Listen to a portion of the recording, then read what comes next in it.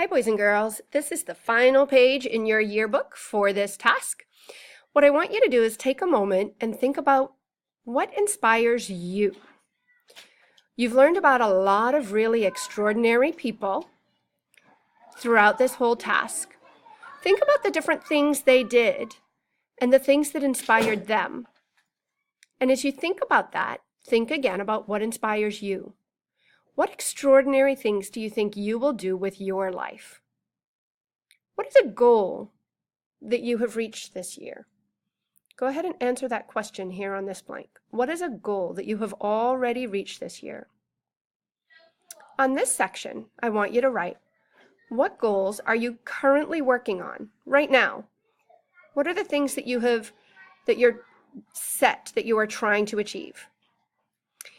And finally, this question says, what extraordinary thing do you want to do when you grow up? Finally, the fun part. I want you to draw a picture of how you look now, and then I want you to draw a picture of the future you. What are you going to look like when you achieve that extraordinary thing you want to do when you grow up?